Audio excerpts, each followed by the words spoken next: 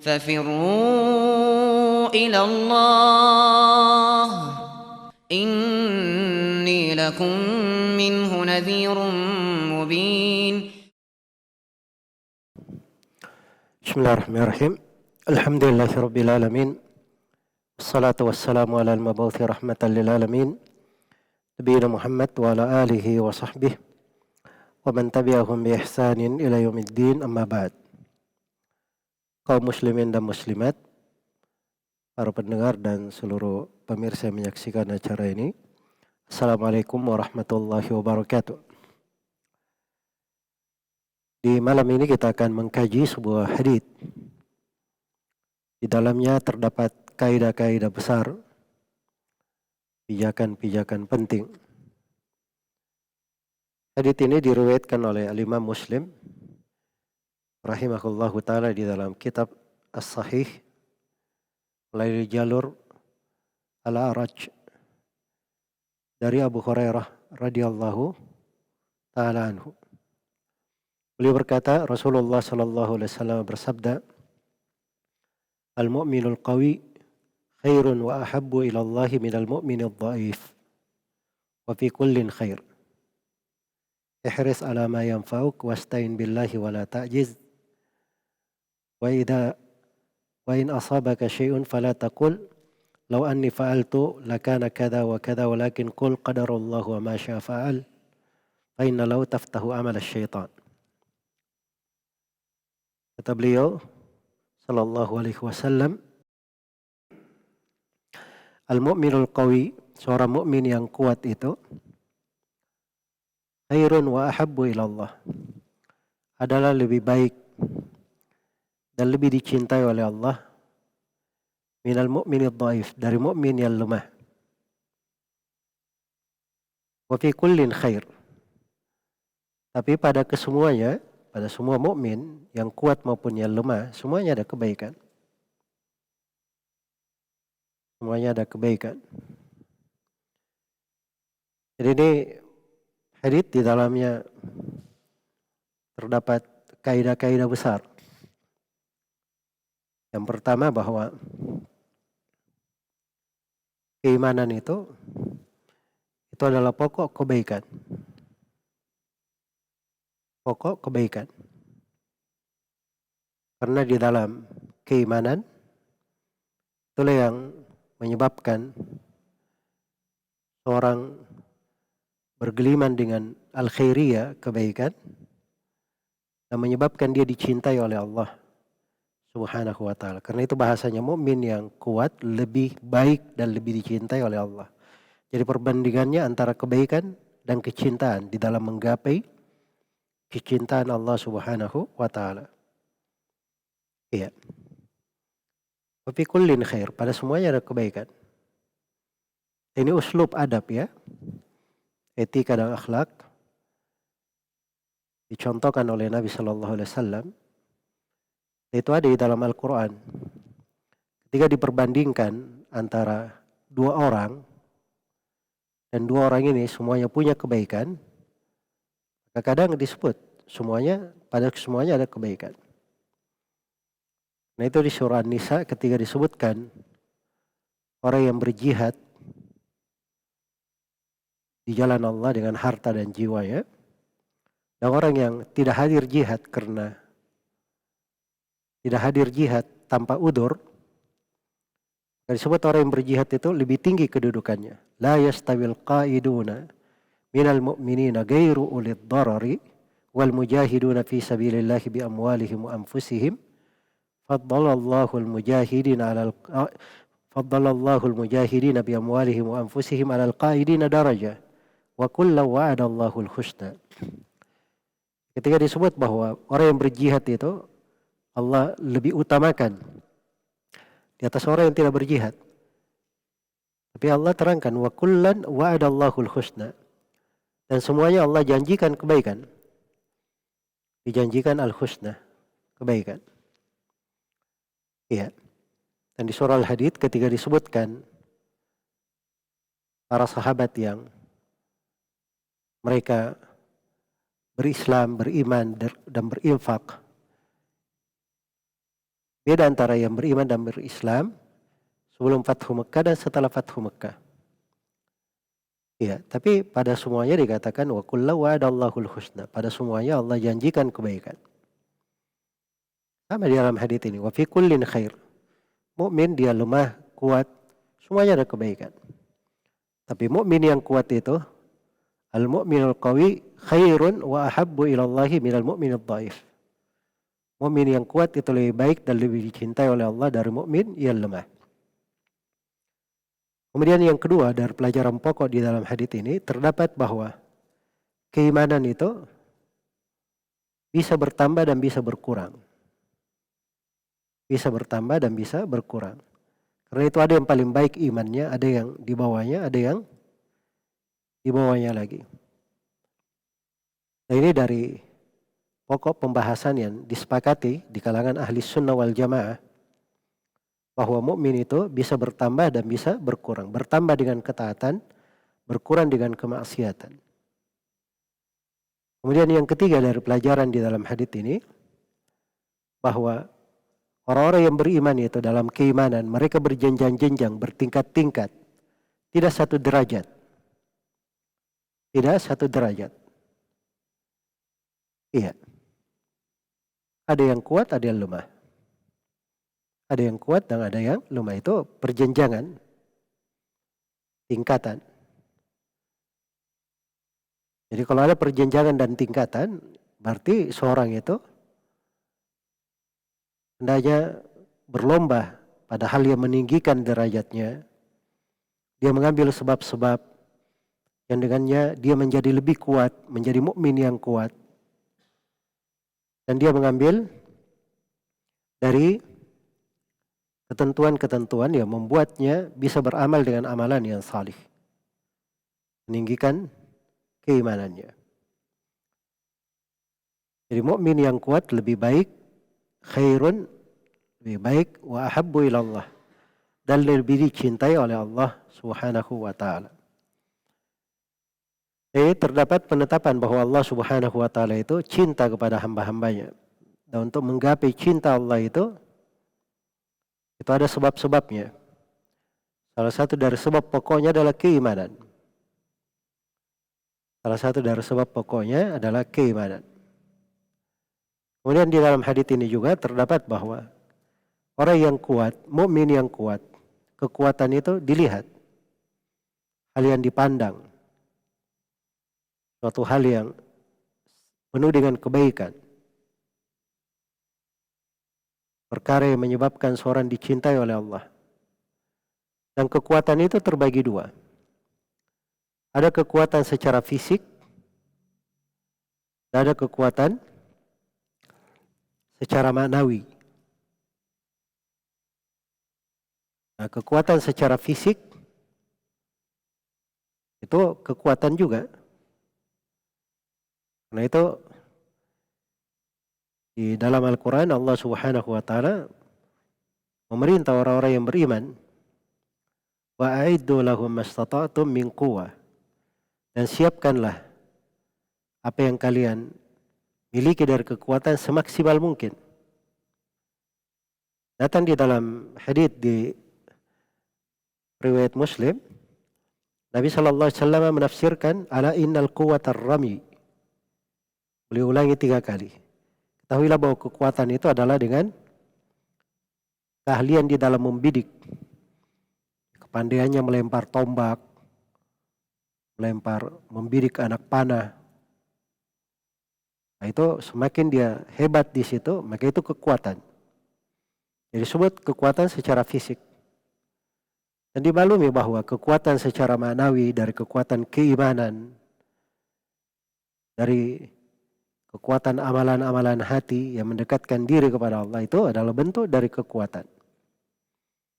Itu semuanya bagian dari keimanan. Karena iman itu ada yang terkait dengan ucapan, ada yang terkait dengan hati, dan ada yang terkait dengan amalan anggota tubuh. Amalan anggota tubuh. Dan semuanya adalah bagian dari keimanan, hakikat dari keimanan. Telah menjelaskan bahwa kaum mukmin itu berjenjang dan bertingkat-tingkat, dan yang mukmin yang kuat lebih baik dan lebih dicintai oleh Allah, maka Nabi Shallallahu Alaihi Wasallam beri 3 kaidah di dalam kehidupan. Dan ini 3 sebab yang menjadikan seorang mukmin itu lebih kuat. Lebih kuat dalam keimanannya, lebih kuat di dalam mencapai kebaikannya, lebih kuat menghadapi masalah, lebih kuat di dalam menerima ketentuan dan takdir Allah, lebih kuat di dalam menghadapi cobaan-cobaan. Termasuk kalau dia seperti keadaan banyak dari manusia saat ini dilanda oleh pandemi, kekuatan itu ada sebab-sebabnya. Kalau seorang ingin kuat, dia mukmin kuat. Dan semakin bagus keimanan dan kekuatannya dalam keimanan, maka semakin tinggi derajat kebaikan dan kecintaan Allah kepada hamba. Karena itu ujian-ujian itu kadang membuat seorang itu semakin kuat jalannya, semakin tajam di dalam melihat kehidupannya, dan semakin memahami apa yang bermanfaat baginya. Karena itu emas murni, kalau diketahui emas murni itu apabila sudah ditempa melalui api, dimasukkan ke api, karatan-karatan yang melekat itu akan berguguran dari emas. Tersisa emas itu emas murni. Itulah ujian dan cobaan yang menimpa seorang mukmin. Nah itu Nabi Shallallahu Alaihi Wasallam beri 3 wejangan penting. Kata beliau dalam kelanjutan hadits, ihris ala ma yanfa'uk, wasta'in billah wala ta'jiz. 3 hal. Pertama, bersemangatlah engkau meraih apa yang bermanfaat bagimu. Semangat, raih apa yang bermanfaat. Yang kedua, wasta'in billah, mohon pertolongan kepada Allah.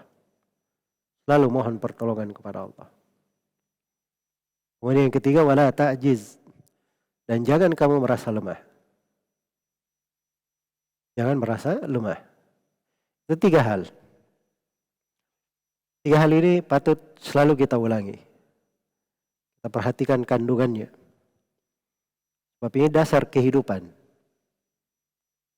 Pijakan di dalam kehidupan. Ihris ala ma yanfa'uk. Semangatlah terhadap apa yang bermanfaat bagimu. Itu yang pertama. Harus ada semangat. Karena dasarnya seorang mukmin itu punya semangat. Semangat dalam segala hal yang membawa kebaikan untuknya. Dasarnya dia punya semangat. Karena dia tahu dia hidup ini diciptakan tidak sia-sia. Dan dia tahu bahwa setiap nafas dalam kehidupannya itu ada artinya. Ada nilainya. Maka dia punya semangat secara global. Dan yang membedakan seorang mukmin dan selain mukmin padahal semangatnya. Khususnya semangat terhadap akhirat. Semangat terhadap hal yang bermanfaat. Semangat pada hal yang bermanfaat. Iya.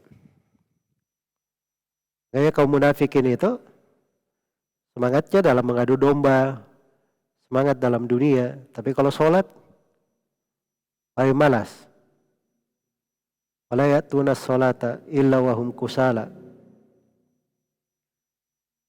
Mereka tidak mendatangi sholat kecuali dalam keadaan malas. Makanya seorang mukmin sebaliknya. Kalau sudah masuk waktu sholat, itu dia berdiri dengan semangat. Bukan orang yang lesu. Dia berdiri dengan semangat,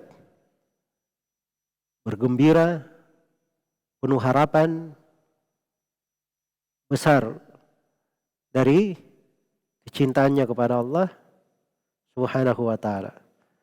Itu semangat namanya, jiwa yang memiliki suatu semangat. Itulah jiwa yang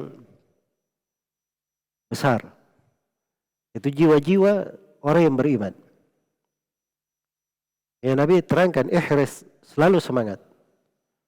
terhadap apa? Ma yanfa'uk, pada hal yang bermanfaat bagimu. Perkara di dunia ini ada dua macam, ada yang bermanfaat, ada yang tidak bermanfaat. Jadi yang tidak bermanfaat itu jangan bersemangat padanya. Jangan bersemangat padanya. Termasuk pada perkara dunia yang tidak bermanfaat, jangan semangat padanya. Apalagi kalau perkara tersebut bisa membahayakan akhiratnya. Jadi yang kita bersemangat padanya adalah hal yang bermanfaat. Dan yang namanya kemanfaatan itu terbagi dua. Ada kemanfaatan yang terkait dengan agama, dan ada kemanfaatan yang terkait dengan dunia. Kemanfaatan yang terkait dengan dunia itu banyak bentuknya. Ya. Asalnya sesuatu itu dihalalkan, dibolehkan. Kalau bukan hal yang diharamkan. Jadi dia semangat misalnya pada hal yang bermanfaat, perkara dunianya, itu enggak ada masalah. Adapun di perkara akhirat, kunci manfaat itu diukur dengan dua, berputar pada dua hal. Ilmu yang bermanfaat dan amalan yang salih. Yang pertama ilmu yang bermanfaat dan yang kedua amalan yang salih. Itulah pokok kemanfaatan. Hal yang paling bermanfaatnya. Jadi ini kaidah pertama, ihris ala ma yanfa'uk. Semangatlah kamu meraih apa yang bermanfaat bagimu. Yang kedua, wasta'in billah. Dan mohonlah kepada Allah. Ambil pertolongan, minta pertolongan dari Allah. Iya. Ini terdapat mana-mana agung ya, dikata isti'anah itu. Sebab isti'anah ini seperdua dari poros penghambaan. Karena itu di surah Al-Fatihah, yang seluruh surah Al-Fatihah kembali kepada ayat itu, adalah firman Allah, iyyaka na'budu wa iyyaka nasta'in. Ya Allah, hanya kepadamu saya beribadah, kami beribadah, dan hanya kepadamu kami memohon mengambil pertolongan. Jadi wa iyyaka nasta'in itu seperduanya dari poros penghambaan. Terdapat di dalamnya makna keimanan kepada takdir. Terdapat di dalamnya makna tawakal kepada Allah Subhanahu wa taala. Terdapat di dalamnya makna kefakiran. Ditunjukkan kefakirannya kepada Rabbnya karena dia hanya meminta mohon pertolongan kepada Allah. Dan terdapat makna-makna penghambaan ibadah yang lainnya. Itu luas penjabarannya. Kemudian yang ketiga, wala ta'jiz, dan jangan kamu merasa lemah. Ya, sebab seorang itu kalau sudah dari dasarnya ada apa-apa, dia sudah loyo dahulu, putus semangat, pendek harapannya, selalu berburuk sangka. Ada apa-apa, oh ini masalah besar ini. Seperti bahasa sebagian manusia. Wah ini pandemi ini tidak akan berhenti. Itu kata-kata putus asa namanya. Iya. Kata-kata putus asa. Tidak ada suatu penyakit apapun yang turun itu berlangsung seterusnya. Ada waktunya dia akan diangkat. Kapan lamanya? Nggak ada yang tahu hal itu. Kecuali Allah Subhanahu wa ta'ala. Ya, ketika terjadi masalah ini, gawat ini, nanti akan hancur negara.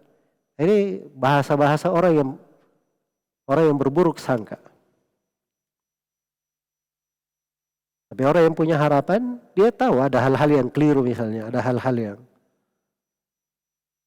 misalnya kurang tepat, tapi dia tetap punya semangat. Dia tetap berbaik sangka. Tidak merasa lemah. Kita tetap melakukan aktivitas yang baik, berbuat yang baik. Ini dasar, jangan merasa lemah. Ya. Karena itu Nabi SAW di banyak doa, itu beliau berdoa supaya dihindarkan dari al-ajiz. berlindung kepada Allah supaya dihindarkan dari al-ajiz, kelemahan ini, ketidakmampuan.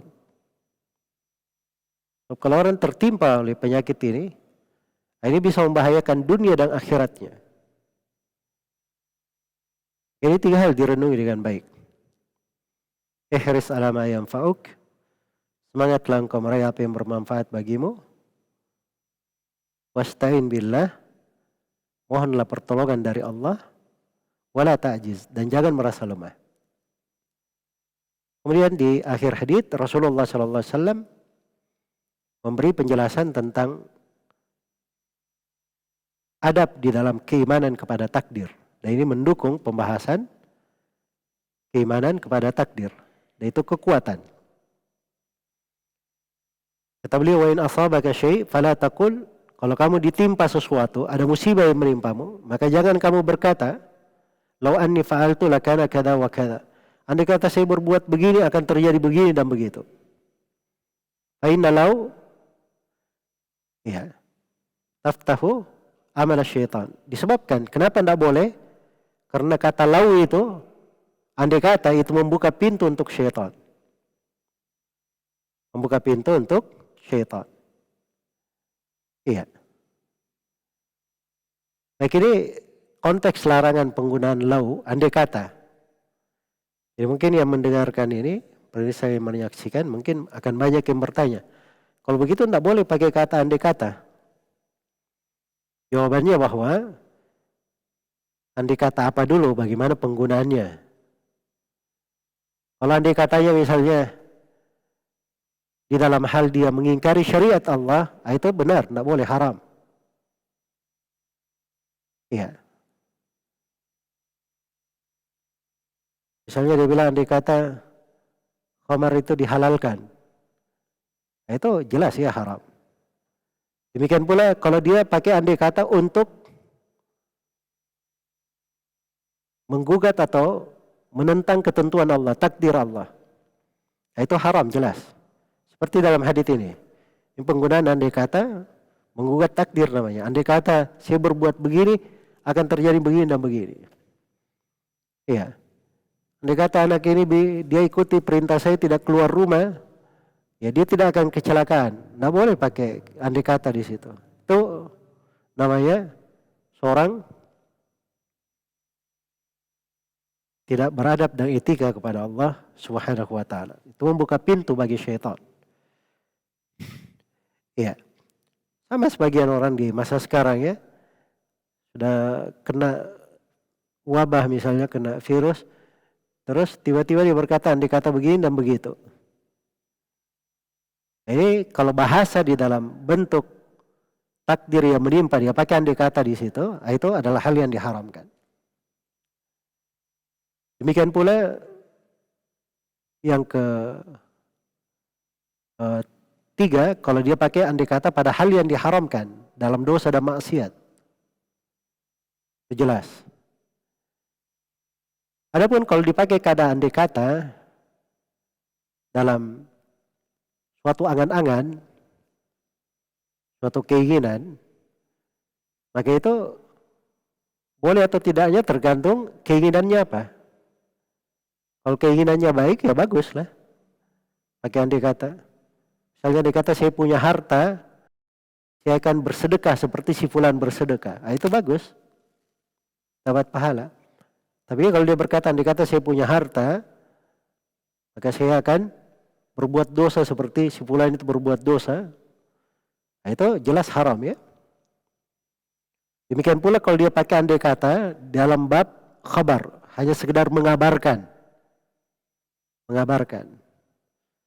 Ya, misalnya saya berkata andai kata saya dulu rajin belajar, saya sudah lebih banyak lagi dapat ilmu. Itu bukan mengingkari takdir, tapi saya kabarkan bahwa waktu itu saya malas. Ya, andai kata saya lebih banyak belajar, mungkin lebih bagus. Ya, sama Nabi SAW menggunakan kata andai kata itu. Kata beliau, "Law istaqbaltu min amri mastadbartu lama suktul hadiah." Ya, Nabi itu beliau haji, beliau bawa hewan sembelihan dari Madinah ke Mekah. Makanya hajinya itu haji qiran namanya. Sedangkan Nabi sendiri dari sunnahnya, dari ucapan beliau, itu menjelaskan bahwa haji tamattu lebih utama. Makanya Nabi beritakan setelah beliau sudah haji qiran, kata beliau, andai kata saya menguasai keadaan saya yang telah lalu, ya, apa yang sudah berlalu, andai kata saya tahu apa yang akan datang dari keadaanku, saya tidak akan bawa hewan sembelihan ke sini, tapi saya akan haji tamattu. Ini dari Nabi bukan mengingkari kejadian takdir yang sudah bersama beliau, tapi ini pengabaran, bentuk pengabaran saya. Dan kalau di pengabaran itu nggak ada masalah. Pengabaran tidak ada masalah. Ini di konteks yang seperti ini, hal yang seperti ini, itu diberi wejangan oleh Nabi. Sebab keahlian di dalam hal ini itu simbol kekuatan. Simbol kekuatan. Jadi dia tahu penggunaan kata-kata yang bagus. Sebab itu terkait dengan keimanannya, di mana dia menggunakan kata andai kata. Dan Nabi berikan petunjuk yang lebih bagus. Kalau terjadi sesuatu terkait dengan takdir, jangan bilang andai kata. Tapi bilang qadarullahu wa ma syafa'al. Bisa dibaca qadarullahu, bisa dibaca qadarullahi wa ma syafa'al. Ini Allah sudah takdirkan. Dan apa yang Allah kehendaki, itu yang Allah akan lakukan. Itu maknanya. Ya, jangan bilang andai kata, tapi bilang ini sudah takdir Allah. Allah yang menakdirkannya. Kalau Allah menghendaki sesuatu, itu yang akan terjadi.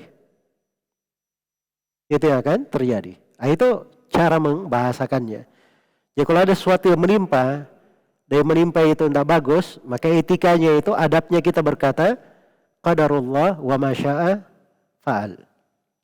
Qadarullah wa ma syaa fa'al. Atau boleh juga kita bilang qaddarallahu wa ma syaa fa'al. Itu dua-duanya boleh. Jadi ini beberapa manfaat dan kandungan dari hadits yang agung ini. Semoga bisa menjadi pijakan-pijakan yang baik untuk kita semua di menghadapi kondisi-kondisi yang menimpa umat Islam ini. Dan semoga Allah Subhanahu wa taala melimpahkan kebaikan untuk kita semua, memberikan bantuan kepada seluruh kaum muslimin dan muslimat untuk mendapatkan kemudahan, afiat, kesehatan. Dan semoga Allah Subhanahu wa taala menyembuhkan siapa yang sakit dan mengangkat dari wabah ini. Dan semoga Allah memberikan keluasan, keberkahan dan kelurusan kepada para pemerintah kita agar supaya mereka dibantu oleh Allah Subhanahu wa taala di dalam berkhidmat untuk masyarakat di menghadapi kondisi-kondisi yang sedang kita hadapi saat ini. Semoga Allah Subhanahu wa taala memberikan kemudahan dan taufiknya untuk semuanya. Wallahu taala alam.